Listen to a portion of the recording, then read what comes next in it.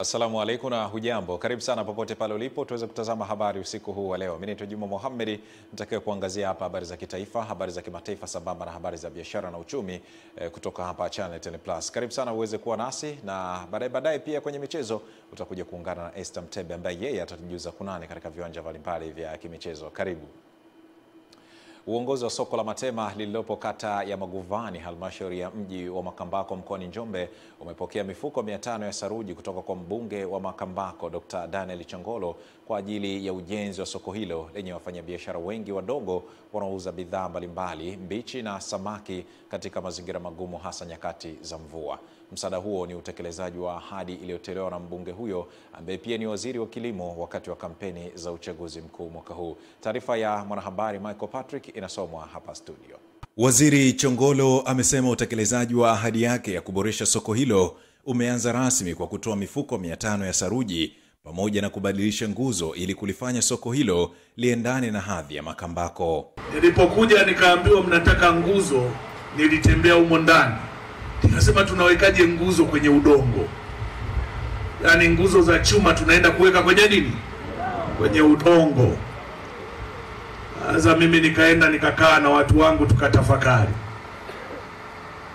La kwanza tunaanza zoezi la kubadilisha hizo nguzo zote.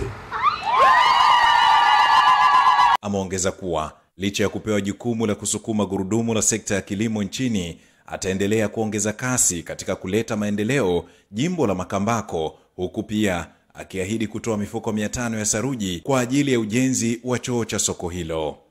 Mwenyekiti amenipitisha kule kwenye vile vyoo.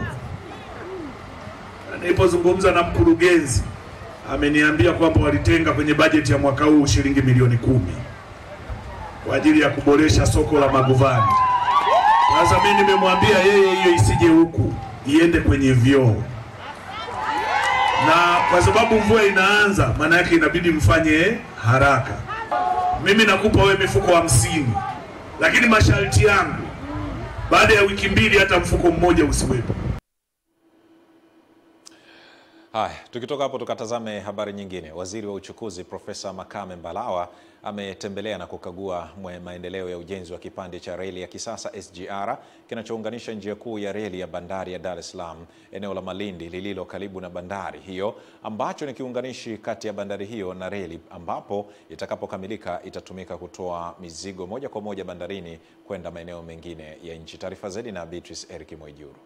Profesa Mbarawa amesema mkandarasi ameahidi kukamilisha kazi hiyo mwishoni mwa mwezi Januari, ambapo imefikia 96.93% kwa sasa, na kufafanua kuwa hakuna uwezekano wa kutoa mzigo moja kwa moja kutoka bandarini, badala yake kutatumika kituo cha Pugu kupitia usafirishaji kwa njia ya marori. Utaratibu wa ujenzi tuliokubaliana hapa, tumekuja na utaratibu mzuri ambao tunahakikisha kwamba sasa mjenzi huyu yapi anasimamia. Sisi tunalolifanya kupitia TRC, tunanunua mafuta, tunanunua chuma, tunanunua material yote. Yesu tunamweka hapa, tunamlipa fedha za mafundi na kazi hiyo wanaifanya.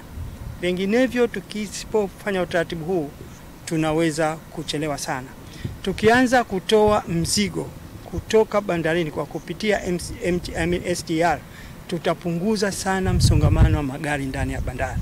Kaimu mkurugenzi shirika la reli Tanzania TRC, mhandisi Mateshi Tito, ameeleza kuwa kuna uwezekano wa kuhamisha mzigo kutoka reli moja kwenda nyingine, akitolea mfano kutoka reli ya kisasa SGR kwenda reli ya zamani MGR, na kwamba changamoto iliyokuwa ikikabili TRC katika eneo la Kilosa Gulwe limetatuliwa kupitia ujenzi wa SGR.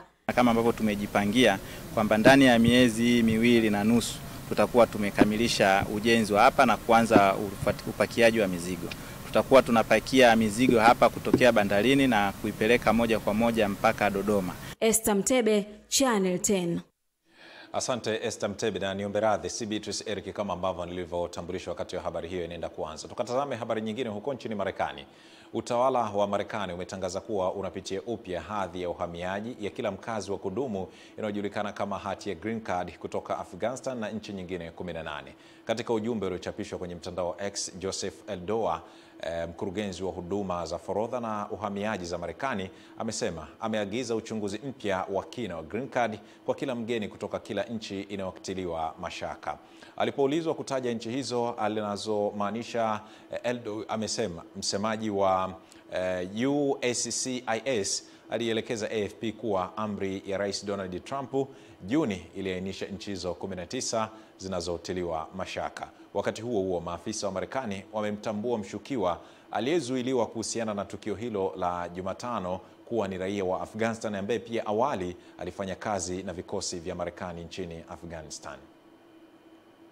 Haya, tukitoka hapo tukatazame taarifa kutoka jijini Dodoma, ambapo baadhi ya wajasiriamali wa mkoa wa Dodoma wamepongeza hatua ya Bank of Africa kutoa elimu ya wafanyabiashara kwa wateja wake ili iweze kuwawezesha wajasiriamali hao kufanya biashara kisasa zaidi na kukua. Mwanahabari wetu Kuringe Mongi kutoka Dodoma, taarifa yake inafafanua zaidi.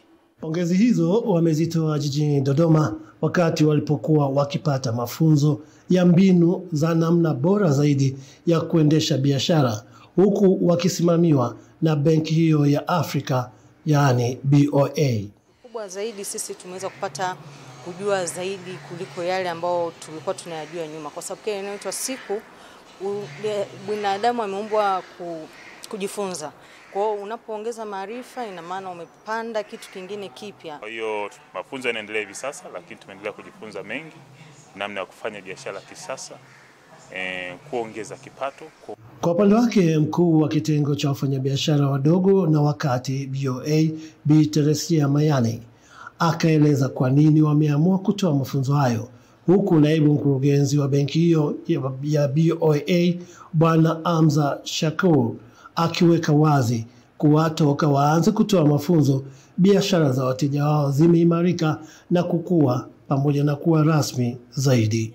Ikiwa ni lengo la kuwajengea wateja wetu uwezo wa kufanya biashara zao kwa namna bora zaidi, itakayoleta tija na kuchangia zaidi katika uchumi wa taifa letu la Tanzania. Our clients could become more formalized and also grow their business. We see it in terms of turnover that are growing. Kutoka hapa Dodoma ni Kuringe Mongi.